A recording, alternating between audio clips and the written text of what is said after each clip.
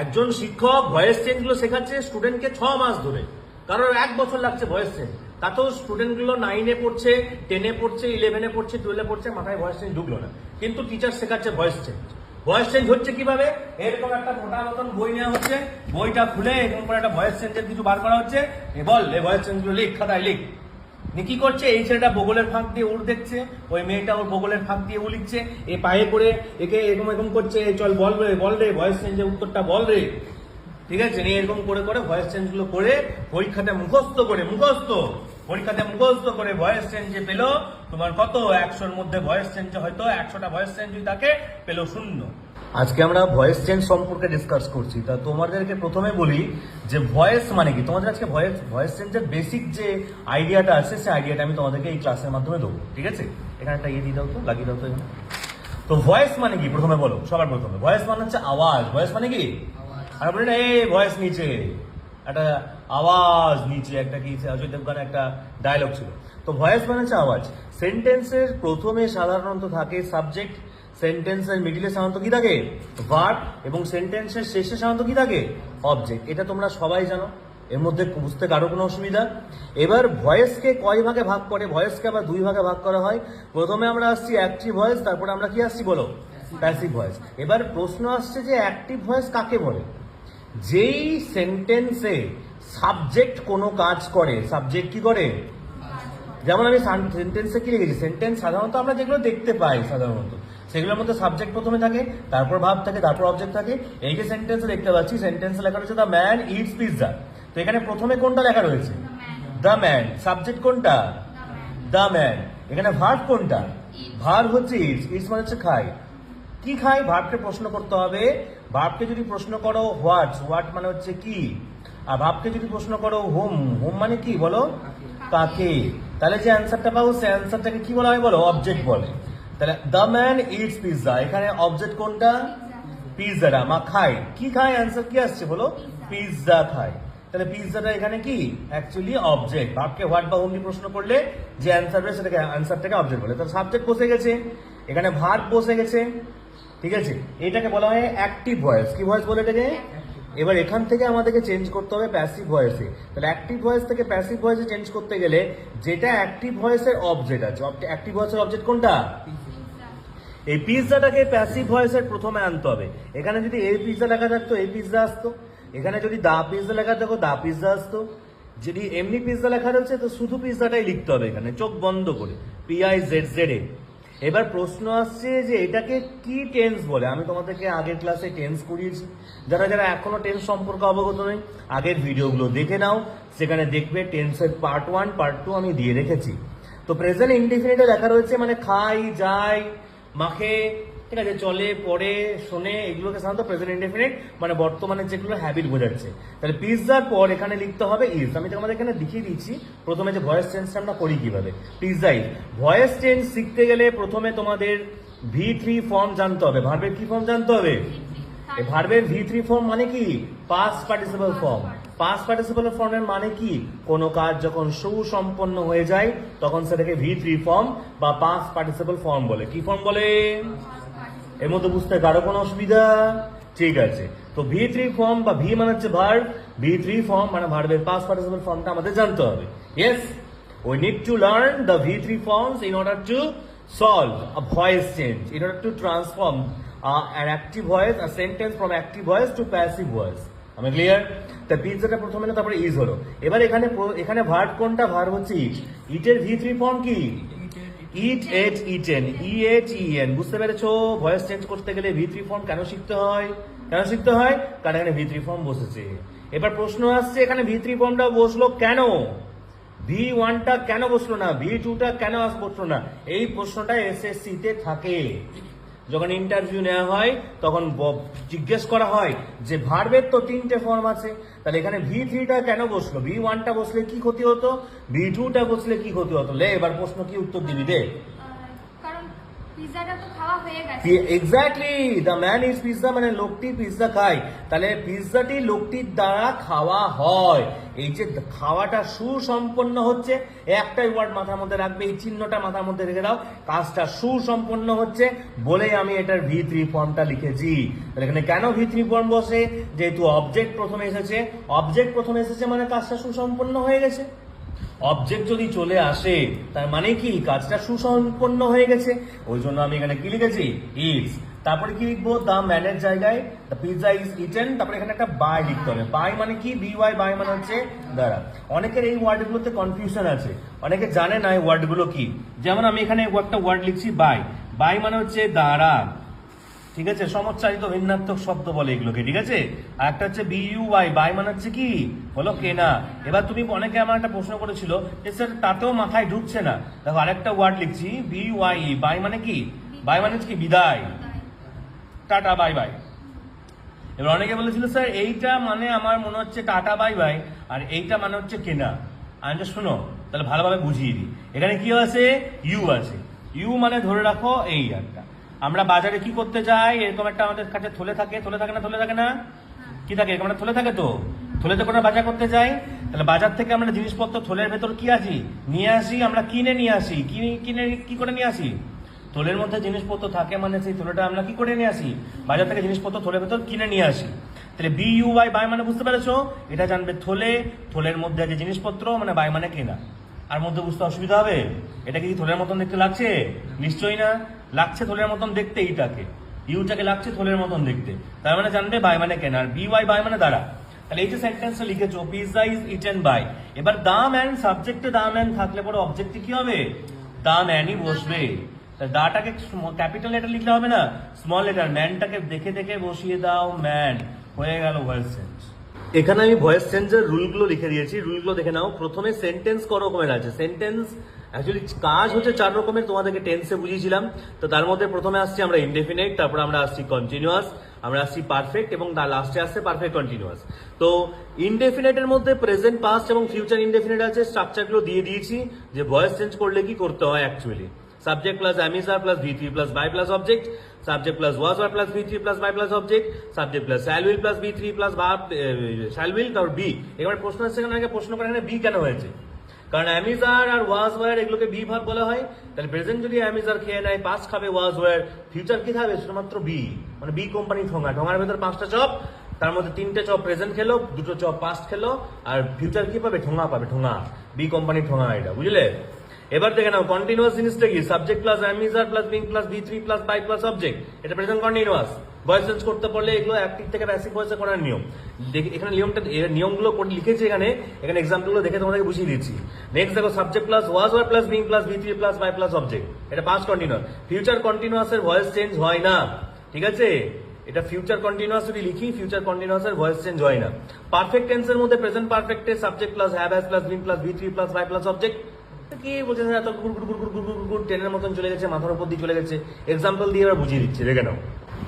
আর একটা জিনিস তোমাদেরকে দেখাই যে সাবজেক্টে আই থাকলে অবজেক্টে মি হয়, সাবজেক্ট উই থাকলে অবজেক্ট আস, ইউ থাকলে ইউ, হি থাকলে হিম, সি থাকলে আর, ইট থাকলে ইট, দে থাকলে দেম। এবারে মাথায় ঢুকলো না স্যার, কিছু মাথায় ঢুকাই দিবে এখানে, একদম ঢুকিয়ে দেবো। দেখো প্রেজেন্ট ইনডেফিনিটে কি লেখা আছে? I play cricket. তাহলে আমি এখানে সেন্টেন্সটা কি লিখছি? ইনডেফিনিটে প্রেজেন্ট থাকলে পরে সাবজেক্টের পর am is are, তারপরে V3 plus by plus object. তাহলে এখানে অবজেক্ট কোনটা? অবজেক্ট হচ্ছে ক্রিকেট। আমি তোমাদেরকে বুঝিয়েছিলাম এখানে যে অবজেক্ট যেটা আছে সেটা কি হবে? সাবজেক্টে আসবে। তাহলে ক্রিকেট আছে, ক্রিকেটটাকে প্যাসিভ ভয়েসে কি লিখতে হবে? প্রথমে কি লিখতে হবে? ক্রিকেট, এক্স্যাক্টলি, CRICKET হয়েছে ক্রিকেট। এবার প্রশ্ন আসছে ক্রিকেটটা সিঙ্গুলার না প্লুরাল? সিঙ্গুলার বটে, একটা বটে, ক্রিকেট মানে একটা বটে। তাহলে ক্রিকেট যদি সিঙ্গুলার হয় তাহলে am is are এর মধ্যে প্রেজেন্ট ইনডেফিনাইটে কিছু একটা লিখতে হবে। তাহলে এটা ইজ লিখতে হবে, ক্রিকেট ইজ। তারপর আমি কি বলেছি এখানে রুলটা হচ্ছে V3, তাহলে ক্রিকেট ইজ, তারপরে কি লিখবো? প্লের V3 ফর্ম কি?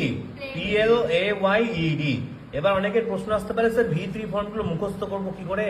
আরে ভাই, ম্যাক্সিমাম ভার্বের সঙ্গে ইডি যোগ হয়ে কি হয়ে যায়? V3 ফর্ম হয়ে যায়।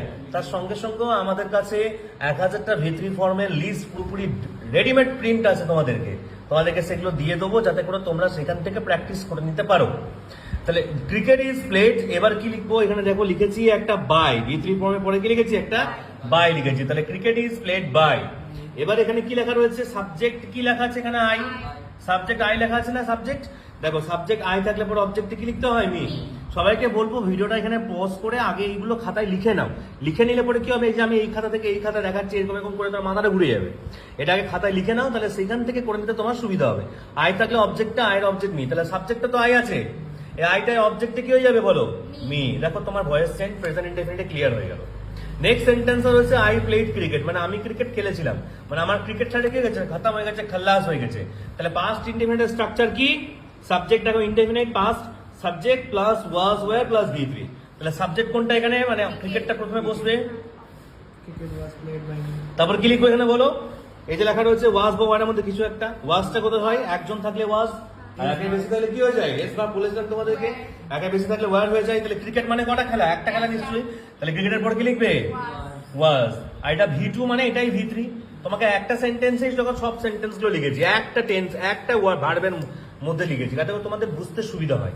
তাহলে ক্রিকেট ওয়াজ, তারপরে কি লিখবে, প্লেড, তারপরে কি লিখবে বলো, একটা বাই, তারপরে আইটা চেঞ্জ হয়ে কি হয়ে যাবে বলো, মি, হয়ে গেল। এবার ফিউচার কন্টিনিউয়াস, ফিউচার ইনডেফিনিট তোমরা পারবে সবাই। ফিউচার ইনডেফিনিটের স্ট্রাকচার কি আছে, সাবজেক্ট প্লাস শ্যাল উইল আছে। তাহলে এখানে অবজেক্টটা ক্রিকেট, অবজেক্টটা প্রথমে আসবে, তাহলে প্রথমে আমরা কি লিখবো, ফিউচার ইনডেফিনিটে ক্রিকেট লিখবো। ক্রিকেটের পর কি লিখবো, শ্যাল বা উইল, শ্যাল বা উইল, শ্যালটা কোথায় হয়, শ্যালটা কোথায় এখানে বসিয়ে দিচ্ছি। আই আর উইয়ের ক্ষেত্রে সাধারণত কি লিখতে হয়, এই স্যার আমার স্কুলে দিদি ভাইটা, আমার স্কুলের ম্যাডামটা তো আমাকে শেখায় যে আই উইল, আই উইল। আরে বাবা, উইলটা ইনফর্মাল ল্যাঙ্গুয়েজ, দিদি ভাই তোমাকে বা তোমাদের স্কুলের ম্যাম তোমার সঙ্গে আপনি আগে করে কথা বলে না, বলে তোমাকে কি বলে, উইল বলে। কিন্তু সাধারণভাবে আমরা জেনারেল রুল হচ্ছে কি বসানো, আই শ্যাল আর উই শ্যাল, বাকি সবার ক্ষেত্রে উইল।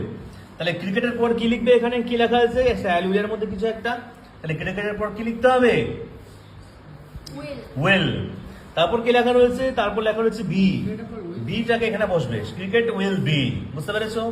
আবার রিপিট করছি, আই শ্যাল উই শ্যাল বলেছি, ক্রিকেটটা আই উইল এর মধ্যে পড়ে না, তাহলে কি লিখতে হবে, উইল লিখতে হবে। তাহলে ক্রিকেট উইল বি, তারপরে প্লেয়ার V3 ফর্ম কি, প্লেড, তারপরে কি লিখবে, বাই, তারপর আইটা চেঞ্জ হয়ে কি হয়ে যাবে, মি। দেখো ভয়েস চেঞ্জ হলো, হলো না, হলো না। ক্রিকেটটাকে লিখে দিয়েছি, তারপরে এটা চেঞ্জ করে কি লিখেছি, স্যালটাকে চেঞ্জ করে কি লিখেছি, স্যাল বি, স্যাল থেকে উইল বি হয়ে গেল। এবার V3 ফর্ম হয়ে গেল, আইটা চেঞ্জ হয়ে কি বসে গেল, মি। এর মধ্যে নিশ্চয়ই বুঝতে অসুবিধা নেই। নেক্সট লেখা রয়েছে আই অ্যাম প্লেইং ক্রিকেট, এটা প্রেজেন্ট কন্টিনিউয়াস টেন্সে আছে। তাহলে আই এম প্লেইং ক্রিকেট থাকলে পরে তোমাদেরকে রুল লেখা হয়েছে প্রেজেন্ট কন্টিনিউয়াস। প্রেজেন্ট কন্টিনিউয়াস থাকলে পরে সাবজেক্টের পর অ্যাম ইজ আর, সাবজেক্টের পর কি বসে, অ্যাম ইজ আর, তারপর কি বসে, বিং। এটা মাথার মধ্যে রাখো, কন্টিনিউয়াস মানে বিং, কন্টিনিউয়াস মানে being being being being being being being being being being being being. আর পারফেক্ট মানে কি, বিন, সাপের বিন, এটা সাপ বলে, ঠিক আছে।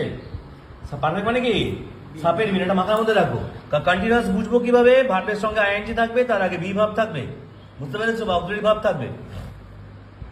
তো I am playing cricket change করলে কি হবে, প্রথমে কি বসবে, ক্রিকেট, তারপর কি লিখবে, প্রেজেন্ট কন্টিনিউয়াস থাকলে কি লিখবে, অ্যাম ইজ আর এর পর কিছু একটা, তাহলে ক্রিকেট ইজ, তারপর কি লিখবে, এখানে বিং লেখা রয়েছে না, দেখে দেখে বসিয়ে দাও, বিং। তারপর কি লেখা রয়েছে, বিং এর পর V3 form, player V3 form কি, প্লেড, তারপর কি বসবে, বাই, তারপর কি বসবে, আইটা চেঞ্জ হয়ে মি, হয়ে গেল। নেক্সট দেখো কোশ্চেনটা কি রয়েছে, আই ওয়াজ প্লেইং ক্রিকেট, তাহলে চেঞ্জ করলে কি হবে, প্রথমে কি বসবে, ক্রিকেট, তারপর কি বসবে, পাস্ট কন্টিনিউয়াস স্ট্রাকচার কি, সাবজেক্টের পর ওয়াজ বা ওয়্যার, তাহলে ক্রিকেটের পর কি বসবে, ওয়াজ, তারপরে কি বসবে, ওয়াজ বা ওয়্যার এর পর বিং বসবে, তাহলে বিং বসিয়ে দাও, বিং, তারপরে কি বসবে, প্লেয়ার V3 ফর্ম কি বসবে, প্লেড, তারপরে কি বসবে, বাই, তারপর আইটা চেঞ্জ হয়ে কি বসবে। বুঝতে পেরেছো? এর মধ্যে বুঝতে অসুবিধা? Next sentence, I have played cricket. এবার আমরা পারফেক্ট টেন্স, তাহলে আমরা ইনডেফিনিটের ভয়েস চেঞ্জ করে নিলাম, কন্টিনিউয়াস এর ভয়েস চেঞ্জ করে নিলাম। এবার আমাদের পড়ে আছে শুধুমাত্র কি, পারফেক্ট টেন্স। তাহলে পারফেক্ট টেন্সে কি লেখা রয়েছে, পারফেক্ট টেন্সে লেখা রয়েছে আই হ্যাভ প্লেড ক্রিকেট। তাহলে অ্যান্সার কি লিখবে, পারফেক্ট টেন্সে perfect tense subject plus have বা হ্যাজ, তাহলে সাবজেক্ট এখানে অবজেক্টটা সাবজেক্ট বসবে, তাহলে প্রথমে কি বসবে, ক্রিকেট, তারপর কি বসবে, ক্রিকেটটা একজন, ক্রিকেটটা একটা নাকি অনেকগুলো, একটা, যদি একটা থাকে তাহলে কি বসবে, হ্যাজ বসবে, এস ভার্বটা বসবে। তাহলে ক্রিকেটের পর কি লিখবে, হ্যাজ, হ্যাজের পর কি লিখেছি, বিন, বি ডবল এন, বিন, সাপের বিন, ঠিক আছে, এই যে সাপ, সাপের বিন, ক্রিকেট হ্যাজ বিন, তারপর কি লিখবে, V3 ফর্ম কি, প্লেড, প্লেডের এটা প্লেডটাই বসিয়ে যাবে, PLAYD, প্লেড, তারপর কি লিখবে, বাই, আইটা চেঞ্জ হয়ে কি হবে বলো, মি, বলো। এখানে ক্রিকেট যেহেতু একটা তাই হ্যাশ করলেন, কিন্তু এখানে ক্রিকেটের পর উইলটা কি করে হলো? স্যালটা এখানে আই স্যাল উই স্যাল হয়, বাদ বাকি সবের ক্ষেত্রে উইল। বোঝা গেল? শুধুমাত্র আই আর উই এর ক্ষেত্রে কি বসে? স্যাল। আই আর উই এখানে ক্রিকেট লেখা আছে? আই বা উই ছাড়া যা গরু, মোষ, পটি, থুতু, ঠিক আছে, সবের ক্ষেত্রে কি বসবে? উইল বসবে। বোঝা গেল?